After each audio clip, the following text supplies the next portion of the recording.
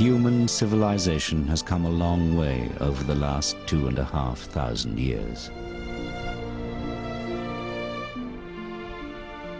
This ancient classical world must have been a very different place to our modern age. A time when life was much simpler. A time without the stresses of modern life in a world without computers and information technology. But we may soon have to change our idyllic view of the ancient world. Clues from the bottom of the Mediterranean Sea are set to reveal this was a world more advanced than we could ever have imagined.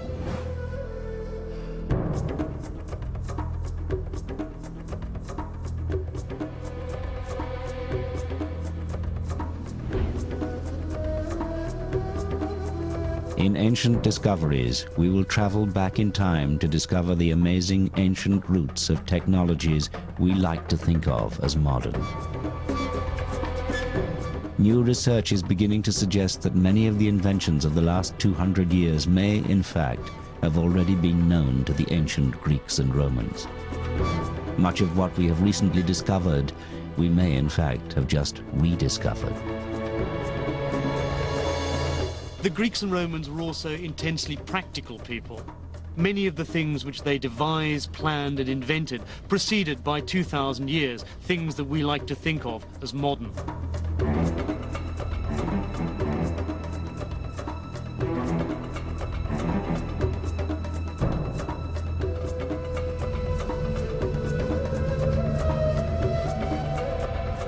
At the heart of this story of ancient achievement lies a mysterious and arcane machine, one so complex that many have refused to believe it could have been built by the ancient Greeks. Hidden for centuries beneath the Mediterranean Sea, encased in thick corrosion, it remained an enigma until 20th century science glimpsed inside. What they saw inside astonished them. A mass of gears and cogs, a machine. But what was it for, and who had created it? For 100 years, it has been a riddle which intrigued but baffled those who tried to understand the mysterious object known as the Antikythera mechanism.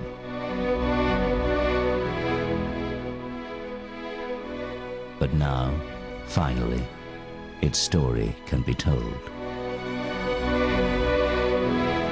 That story began just over 100 years ago, in the year 1900.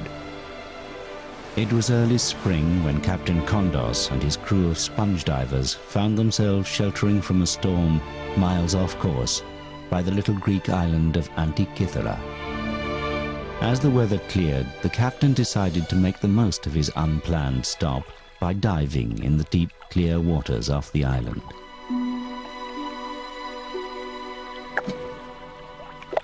The water was deep, some 200 feet, but then the deep water was where the best sponges were found.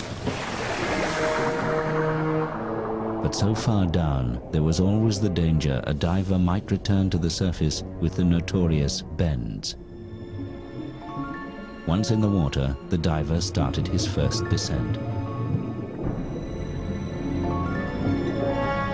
But what awaited him on the bottom were not sponges. As he looked around, he saw what appeared to be dead bodies scattered in all directions. Terrified, he quickly signaled to be pulled back to the boat.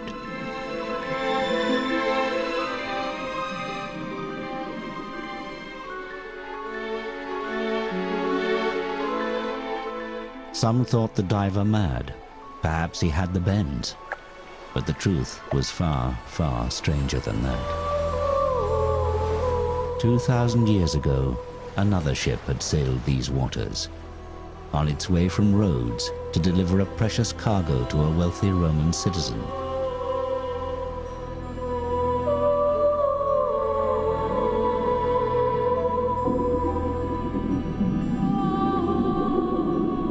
Just like the sponge divers, this ship had also been caught in a storm. She too was driven far off course to the island of Antikythera. But this ship was not destined to survive. Here she sank, and here she still lay.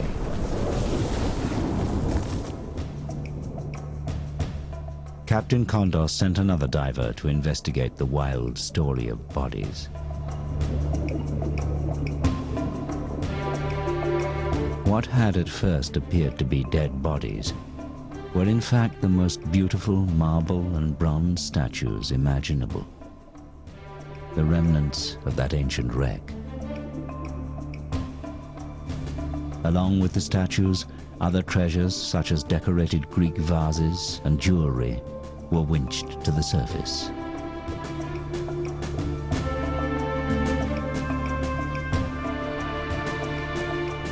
It was the find of the decade, perhaps the century, and the breathtaking statues made front-page news. One of the most perfect bronzes recovered was named the Antikythera Youth. The piece was universally acknowledged as a work of genius.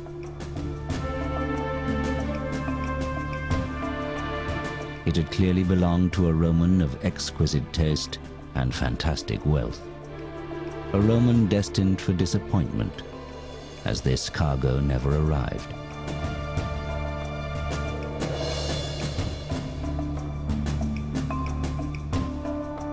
Along with the youth, a find known as the Philosopher's Head were the highlights of the wreck.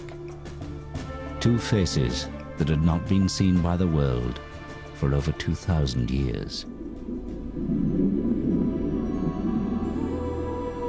But the greatest work of genius from the wreck still lay unrecognized.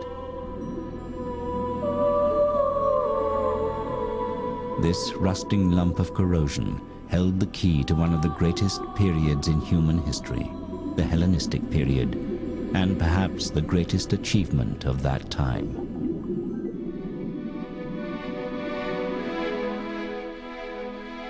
Two and a half thousand years ago, the Mediterranean was a place where science, philosophy, and art flourished.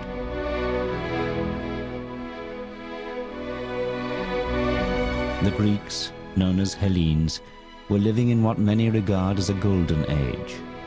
They had invented democracy, opened up the fields of mathematics and science, and introduced the world to philosophy. They were inquisitive and inventive, no different in many ways from us today. In trying to understand their world, they had created this strange machine. All their 21st century descendants had to do was work out what they had created it for. Part of that answer lay far from Antikythera in a London museum display case. 20 years ago, Michael Wright, curator of engineering at the Science Museum in London, came upon another mysterious ancient mechanical device. Although much less complex, there were similarities with the Antikythera mechanism. We call this the Byzantine sundial calendar. We think it dates from about 500 AD. It appears to be a sundial which is also a mechanical calendar. It shows the passing of days, indicated by the age of the moon within the month. The gear wheels look surprisingly modern. Complicated mathematics and a detailed knowledge of astronomy would have been necessary to create such an object. Michael Wright decided to build a model of the device to explore how it would have worked. The model shows the positions of the sun and moon within the zodiac at any given date, as well as the age of the moon.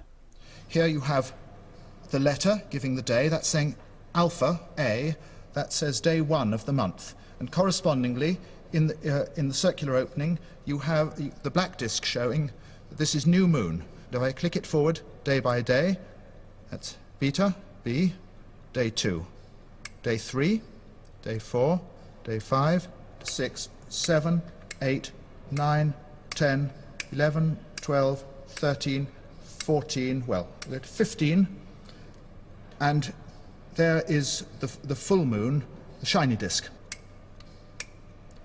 The other dials show the moon and the sun going around the zodiac.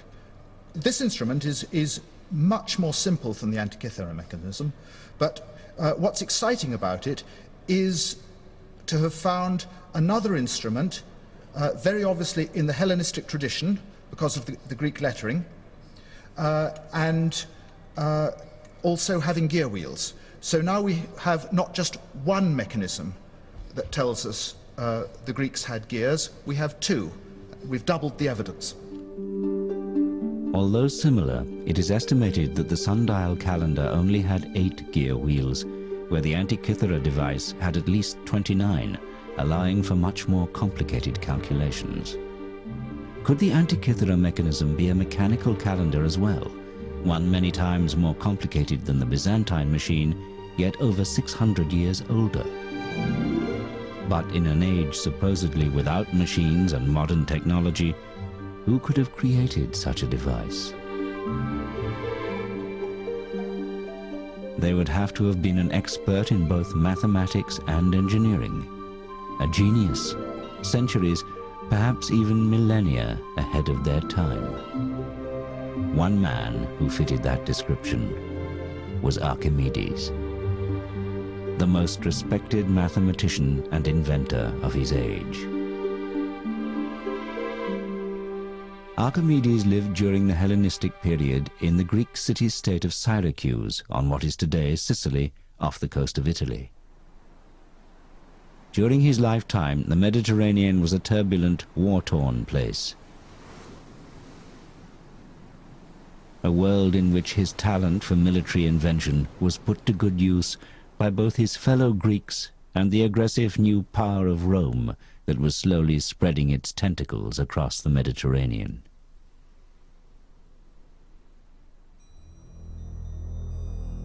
Today, he is perhaps best remembered for the revolutionary invention known as the Archimedean screw, used to move water or seeds uphill.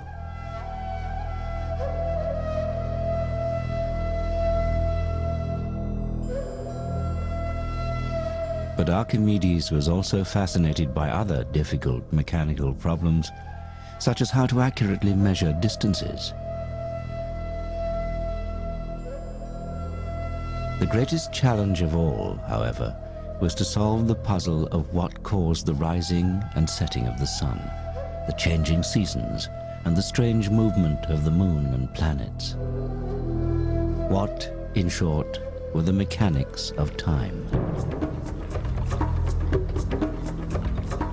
Many years earlier, Archimedes had traveled across the Mediterranean to the most important cultural center of the Hellenistic world, Alexandria, Egypt. Alexandria was the most sophisticated place on earth. Founded by Alexander the Great, it was now ruled by the descendants of one of his generals, Greek soldiers who had risen to become pharaohs. It was a unique place, the meeting point of the age-old civilizations of the Mediterranean, a city of Egyptians, Greeks, Romans, and Persians.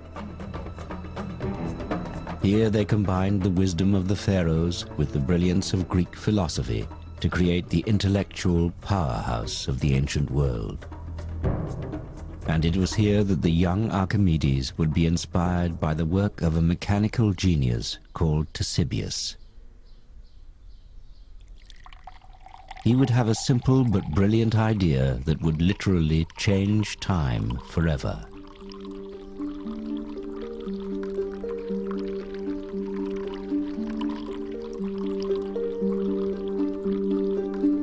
Ctesibius was fortunate to be born in Alexandria, the place where all the knowledge of the ancient classical world was held in one vast library. A place where the great thinkers of antiquity studied, and where shelf upon shelf held the thousands of scrolls recording their work. The library was such a famous institution that people came here from all over the world to learn and invent.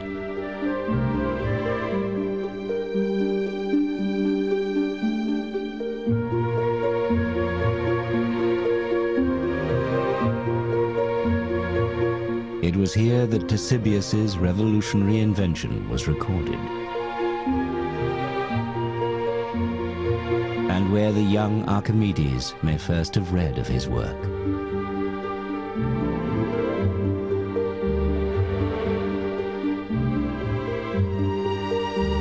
Ctesibius is a figure who is often forgotten in history, yet his work paved the way for a technical revolution, the measurement of time.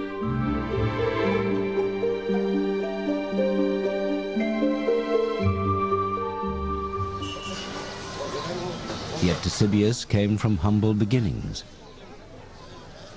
He was the son of a simple barber. As a young man, he had worked in his father's barber shop in Alexandria, inventing gadgets such as adjustable mirrors. And here he was surrounded by the constant dripping of water, which would inspire his great invention. Ctesibius knew that for thousands of years the Egyptians had used ordinary water timers to mark the hours of the day. The famous Karnak water clock is one example. Despite the intricate hieroglyphics, strange symbols and images of gods and animals, it's a simple device, as this reproduction shows. It was filled to the top with water, and as it drained out through a spout at the bottom, the time could be read as the level dropped.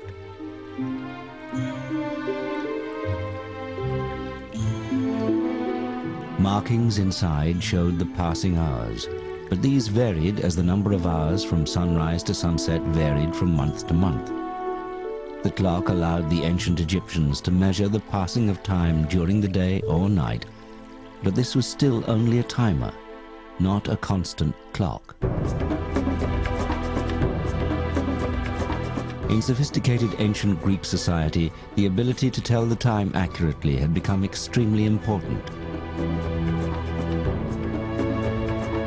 Their society needed order and schedules, which meant they had to be able to tell the time accurately. Sundials could be used at certain times and can be seen on important surviving municipal buildings such as the Tower of the Winds in Athens.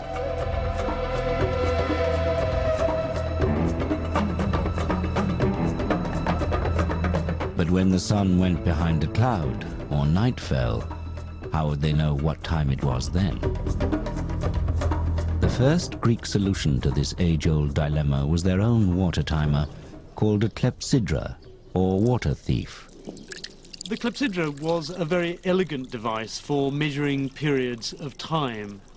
You might, for example, want to give equal amounts of time to lawyers in a courtroom or speakers in a political assembly. It worked very simply. You filled a large vessel with water, and when you were ready to start timing, you simply took the bung out of the bottom, and the water ran slowly out of the vessel. Lawyers in minor legal cases may have been allowed the time it takes one clepsydra to empty to give their arguments. However, for a serious case like a murder, a whole row may have been needed to allow more time for evidence. But when all the water was gone, your time was up. It's the origin of the phrase running out of time, as that is quite literally what happened. For breaks or overnight, however, a bung could be put in, effectively pausing the session. The clepsydra had one significant limitation. It's a timer, not a clock. The problem is that when the vessel is full, the water gushes out the bottom. But as the water level drops, so the pressure reduces, finally to a dribble. The ancient Greeks made their clepsydrae more and more ornate, but they still had the same problem. The fact the water ran more quickly at the beginning than at the end. They created graduated scales to compensate for this, but they could not make them run at a constant speed. Ctesibius, however, saw the solution. He realized that if the vessel was always full, then the water pressure out would always be the same. If he could master that, he knew he could create an accurate device which would change the world. This then was the challenge he decided to set himself. Ctesibius saw that the way to simplify the Egyptian clepsydra was not to utilise outflow of water, but to try and obtain a uniform inflow of water.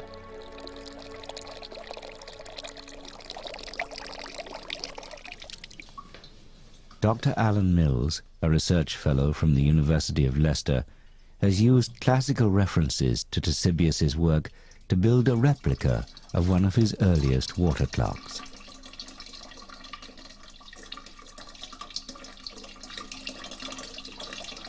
It's very sophisticated. It's one of these inventions that's easy once some genius has thought of it.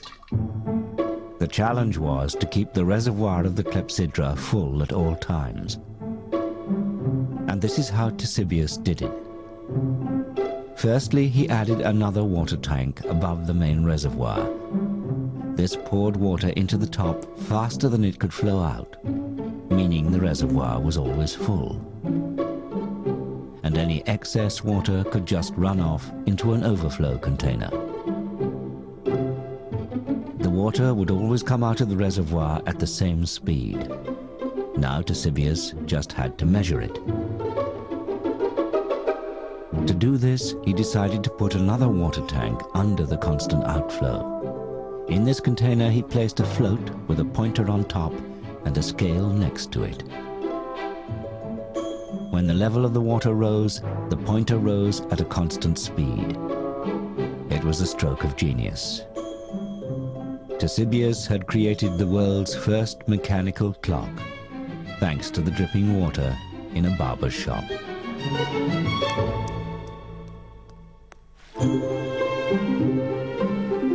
He had harnessed the power of water and, in the process, he had become the master of time. But measuring hours and minutes was only the start. What else could this unique water clock do? The answer to that was kept here in the great library of Alexandria. Anyone in the ancient world wanting to understand time could come here and read Ctesibius's books, which described the wonderful machines he was now building and the whole new subject he had invented, hydraulics. Before long, his clocks were not just dripping taps, but ornate machines decorated with gilded figures of gods and animals. And their workings were yet more elaborate too. He devised a complex scale for the hours, shown here in white for the day and blue for the night. One cherub holds a vase from which drips the constant supply of water,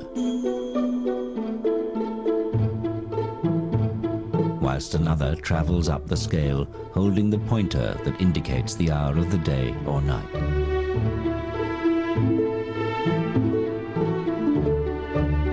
But that was only the start.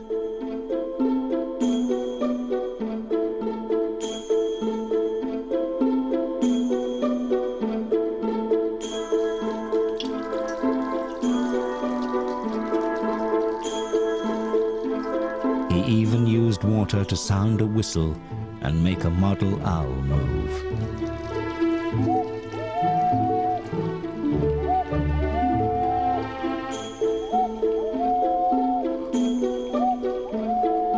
He had invented the world's first cuckoo clock. The increasingly complicated series of gear wheels also allowed the scale to rotate very slowly to indicate the days within each month of the year. This clock was also now a calendar. An automatic, day and night, month and year, cuckoo clock.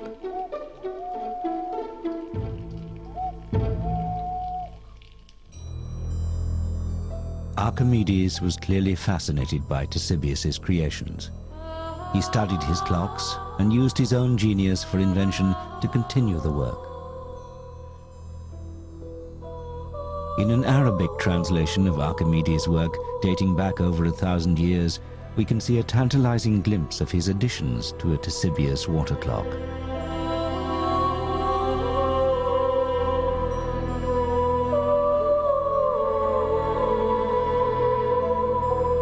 This modern reconstruction shows Archimedes' elaborations to the Ctesibius clock. He added a bird who dropped small stones onto a bell, making the clock chime on the hour.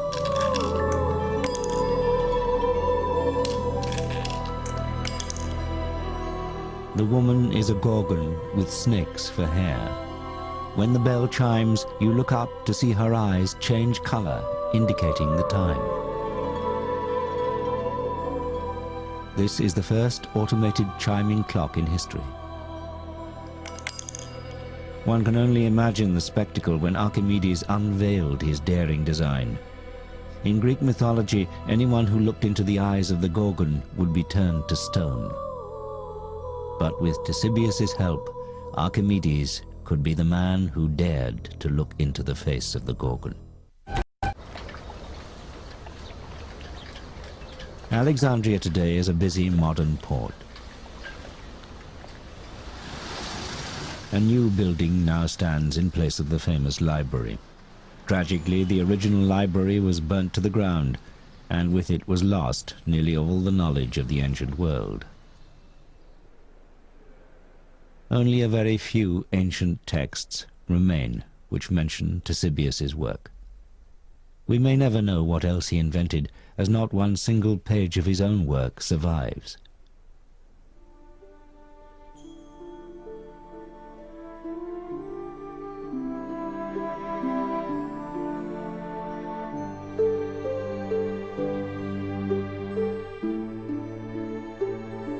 So much information has been lost that Ctesibius has been largely forgotten.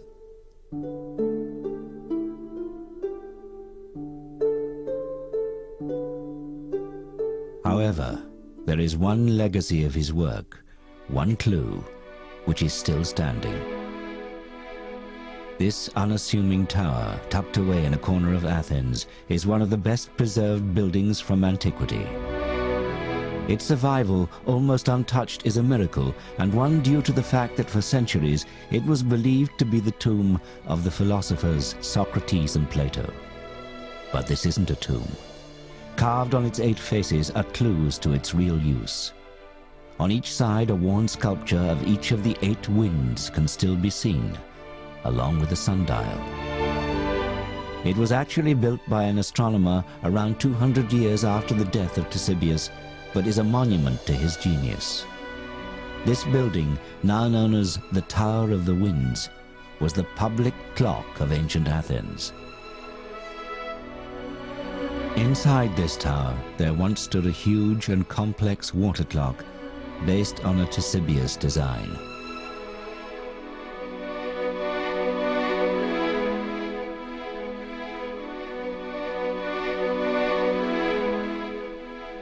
This clock was fed by a constant stream of water which ran from a spring on the Acropolis, from which the whole population of Athens could tell the time.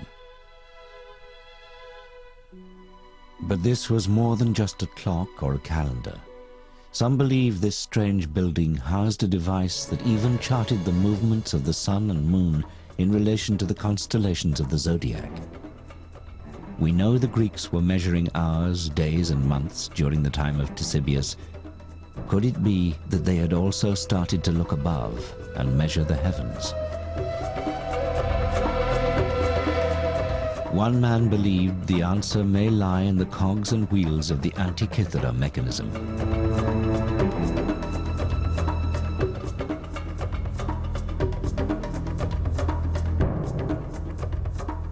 In 1951, an English physicist, Derek de Solla Price, decided to find out for himself and examine the mechanism in detail for the first time.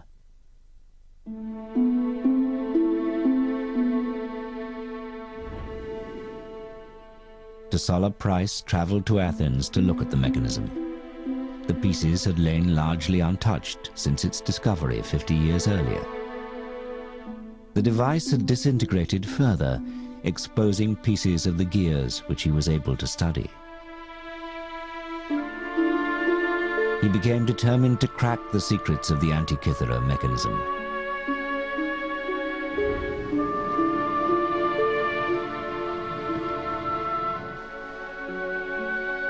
Solla Price spent much of his time at the National Museum of Greece in Athens, probing the secrets of this ancient enigma.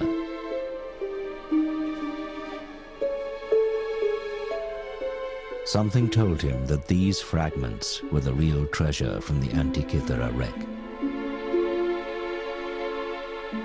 Using new developments in X-ray technology, he could now see what its discoverers 50 years before could not. Looking through the corrosion, he was amazed. A machine so complex it could almost be modern. He had to know what it was for. His meticulous studies of the cogs, gear ratios, and inscriptions gave him clues to the possible purpose of the mechanism.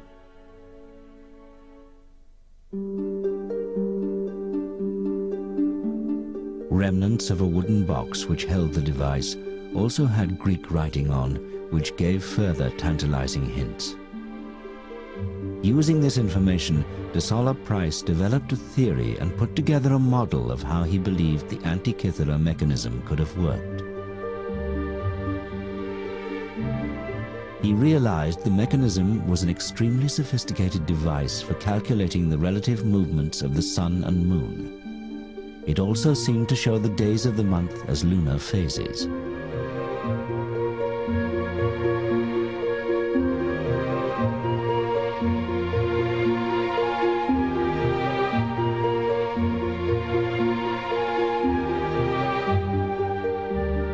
Solla Price had established its mechanical complexity and knew that the knowledge required to create such a machine was immense.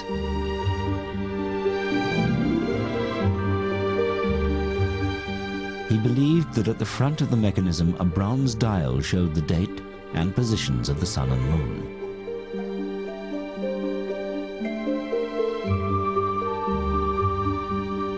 A dial at the back would indicate the month, possible within a 12-month year. A further dial at the back seemed to show either a cycle of 47 months or 4 years. Solla Price called the mechanism a calendar computer. For anyone in the ancient world, such a device would have been invaluable.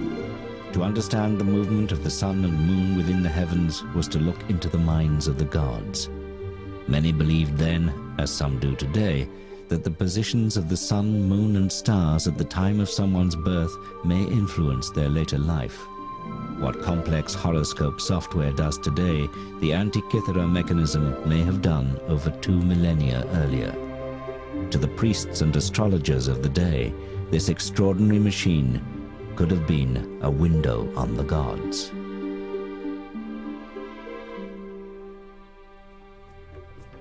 But where could such a device have come from? Solla Price had an extraordinary theory. What if machines like the Antikythera mechanism were part of municipal clocks, powered by the very water clocks that Ctesibius had invented? What if they were commonplace in the Hellenistic world? Was this the secret of the Tower of the Winds? Not just a sundial or even a clock, but an automatic model of the movements of the sun and moon within the universe. Solla Price also suggested that building these machines was what had interested the great Archimedes. Perhaps the Antikythera mechanism was a later copy of one of Archimedes' machines. Solla Price published his findings in 1974 in an article entitled "Gears from the Greeks." The article generated a storm of international interest.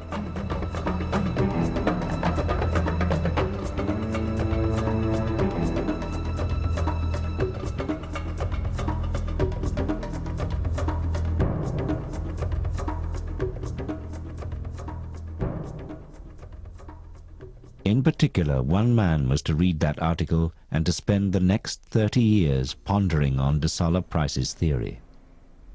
When Michael Wright from the Science Museum first read the paper, he was immediately fascinated by the notion that the ancient Greeks had complex engineering. Wright decided to go to Athens to examine and re-X-ray the mechanism for himself. We've got this view with several of the pieces put together, and it helps me to build up a more complete picture of just how the gear wheels were arranged inside the box before it all fell apart. Although intrigued by Solla Price's theory of the Antikythera mechanism, Wright believed there was more to the device than Solla Price had realized. I went back and read Gears from the Greeks again and started to find problems with Price's account. That's when I resolved I really had to look at the thing for myself. But for Michael Wright to understand this strange device, he knew he needed to do more than just look at it. He needed to try to build one for himself. After Solla Price's publication, many academics simply refused to admit that the mechanism could be so old. The complex gearing seemed too modern. How could ancient peoples have calculated and precisely cut the fine teeth on each wheel, they asked. Surely this was either a fake or a later machine that just happened to be lost on the site of the ancient wreck. So Wright set to work, determined to prove them wrong.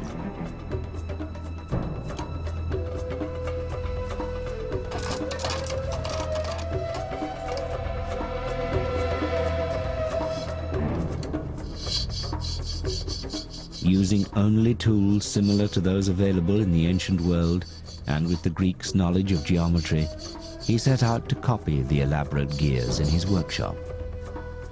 Measuring and cutting gears with only a pair of compasses, a metal file, and a good eye for detail was not going to be easy.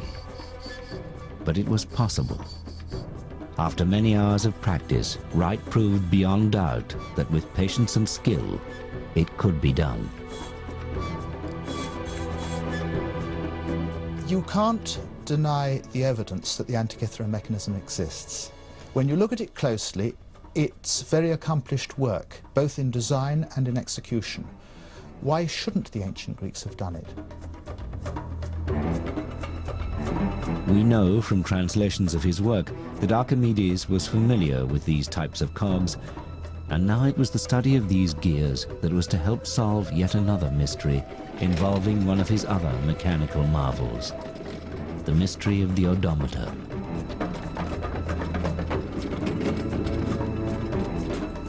We all use odometers every time we get in a car. It's the device which measures the distance we've traveled. But remarkably, this device was in use long before cars and was crucial to the development of the Roman Empire.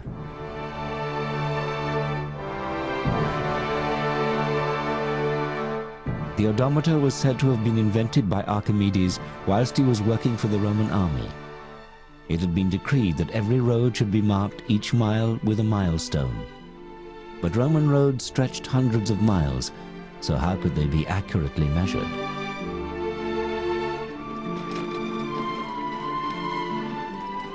By creating a cart that could accurately calculate distance, Archimedes solved the problem and the milestones could be laid out. This accurate measurement of distance would prove crucial in planning troop movements, and that gave Rome the edge on her enemies. Archimedes had set the Romans on the path to empire and started a train of events that would ironically lead to his own death. Today, the most famous of Roman roads, the Appian Way, is still marked in places by the milestones that Archimedes' machine laid out.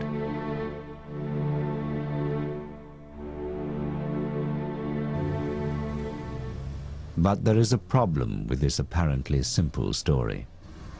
One that Professor André Sleeswyck from Groningen in Holland would eventually solve with the aid of the ghostly X-ray images of the Antikythera mechanism.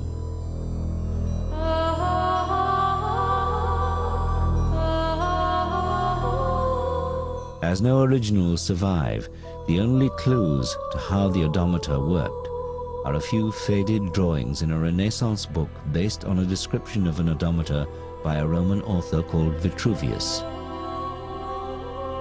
The drawings look fine on paper. The problem is when you try to build them, they don't work. Even Leonardo da Vinci attempted it. These are his sketches of an odometer which he attempted but could not successfully build.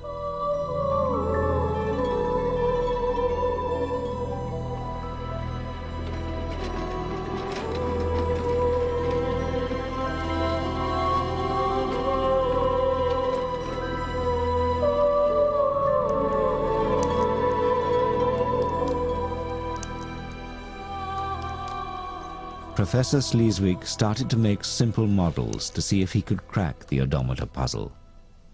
Then he developed a quarter-sized model. And this was a model with a difference. Where even Leonardo had failed, Sleeswig's model worked. The mechanics are simple.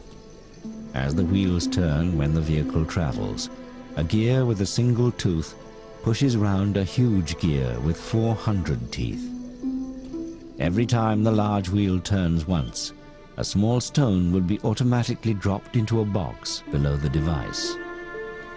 This allowed miles to be measured.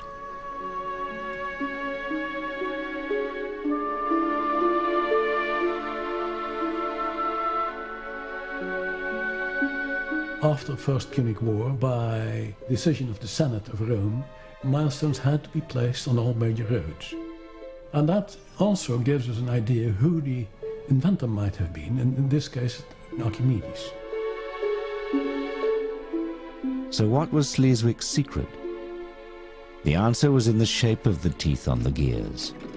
Whilst Da Vinci and others had assumed they were square, Sleeswig had seen the pointed teeth on X-rays of the Antikythera mechanism. Changing the shape of those teeth made all the difference. Archimedes' odometer, for so long thought of as just an impossible dream, was back and working just as the great man had intended.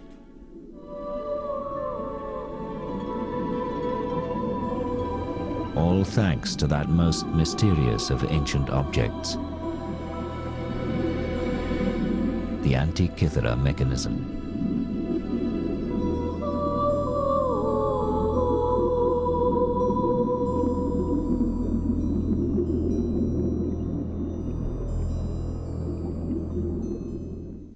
Back in London, it was the mechanism's pointed teeth that Michael Wright had now successfully cut for his working model.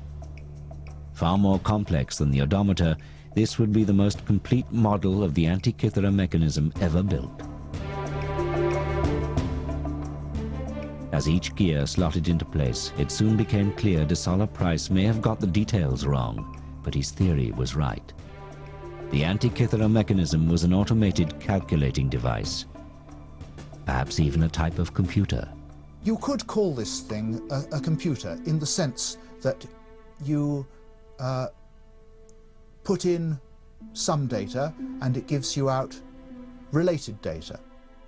An ancient computer is a difficult concept to imagine, yet in many ways that is exactly what the Antikythera mechanism is. It is astounding to compare it with the machine designed by Charles Babbage in the 1830s, which is often cited as the world's first computer, and the machine which led to our modern high-tech age. This was the first modern device which could make automatic calculations. The technology is startlingly similar to the Antikythera mechanism, yet there is 2,000 years difference between the two. Wright believes that the Antikythera mechanism was more complex than Solla Price imagined, and most importantly also showed the changing positions of the planets as well as the sun and the moon over time. In Wright's model of the mechanism, a knob is turned to set the days and months. Intricate gearing then moves a series of indicators which represent the sun, moon, and planets. The knob could be turned every day so the position of the planets could be monitored throughout the year, or it could be set to a specific date to show their positions at that time. It is, in effect, a mechanical model of the Greek universe. Today, astrologers need a complex computer program to carry out exactly the function of the Antikythera mechanism.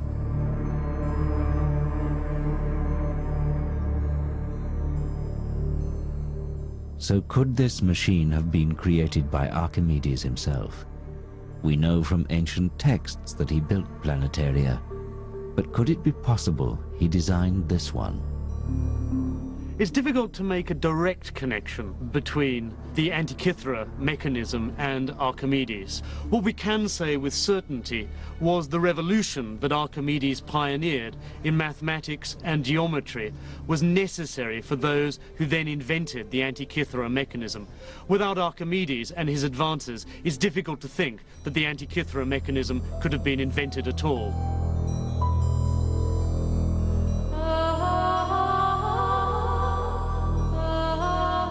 Archimedes' own life was cut short before he could finish his revolutionary work on mathematics and mechanics. During the Roman sacking of his home city of Syracuse, it is said a Roman soldier was sent to find him and bring him back alive. When Archimedes refused to leave his work, the soldier became angry and killed him. It was an ironic end for a man who had done so much to make Rome such a formidable fighting force. His death marked the beginning of the end of the Hellenistic tradition of great invention and science. His work, however, was preserved, stored on the endless shelves of the great library of Alexandria, a treasure greater than any the Romans looted from Syracuse. But even that legacy was not to last. The library itself fell victim to war and destruction, being burnt to the ground several times over the following 800 years. Eventually, most of the collection, including much of Archimedes' work, was lost or destroyed in the fires.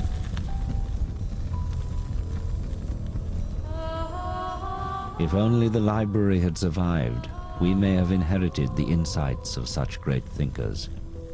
Without them, we have been forced to reinvent much that we are only now realizing was already known over 2,000 years ago.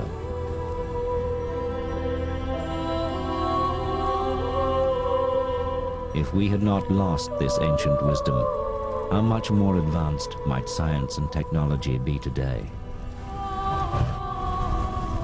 And what else may still lie hidden or lost from that time? Without that sudden storm all those centuries ago, that ancient ship might not have foundered, taking her cargo of statues, pottery, and that incredible machine to the bottom of the Mediterranean Sea.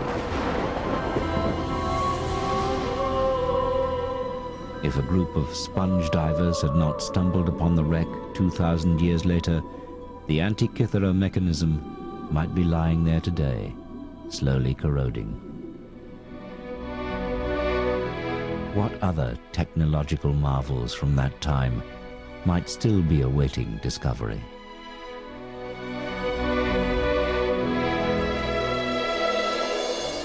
I think that these mentions we have in the literature and this one instrument are just the tips of icebergs showing that there was a great deal more to this tradition that we haven't heard about. 2,000 years ago, there was a world more advanced than we had dared to believe, and more secrets may still lie waiting to be discovered. Ancient discoveries we are only just beginning to understand.